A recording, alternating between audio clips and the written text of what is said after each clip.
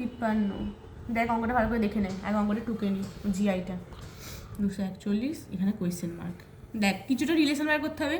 ঠিক গ্যাপটা দেখ, এখানে 2 গ্যাপ হচ্ছে, এখানে 6 গ্যাপ হচ্ছে, এখানটা আরও বেশি গ্যাপ হচ্ছে, মানে কোনো গ্যাপের মধ্যে লিঙ্ক নেই। তাহলে এমনভাবে সাজাবো, দেখ যদি এরকমভাবে সাজাই 1কে 2 দিয়ে গুণ করে 1 যোগ, তাহলে কত পেলাম 3। 3কে 2 দিয়ে গুণ করলাম, 3 2 কত 6, কত যোগ করা হচ্ছে 3 যোগ করা হচ্ছে, তাহলে 9 পেলাম।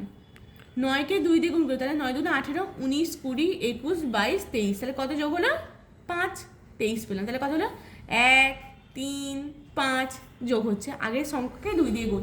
তারপর দেখি 23কে 2 দিয়ে গুণ করে দেখি, তার সাথে কত যোগ করে দেবো, 23 দুগুণে কত 46, 47 47 49 50 51 52 53, তাই তো 7 যোগ হয়ে কত পেলাম 53।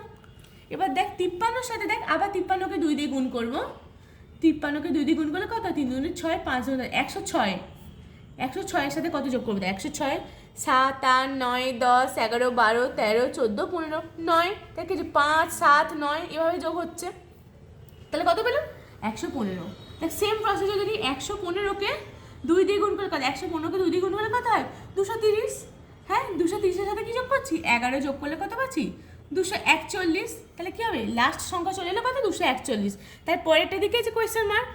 তাই 241কে কত দিয়ে গুণ করবো 2 দিয়ে গুণ করবো, তাহলে কত যোগ করবো 9 হচ্ছে 11 হচ্ছে, তাহলে কত যোগ হবে 13 যোগ হবে, তাহলে কত উত্তর হবে 2 1 2 4 2 8 2 1 2, তার সাথে 13 যোগ, তাই 3 আর 2 5 8 1 9 2 295। দেখ ওই না কোথায় একটা ভুলেছে, না সরি 2 দিয়ে গুণ করা আছে, 4 2 4, তাহলে 495 উত্তর। তাহলে কত হচ্ছে দেখ এ, অপশন এ উত্তর হচ্ছে।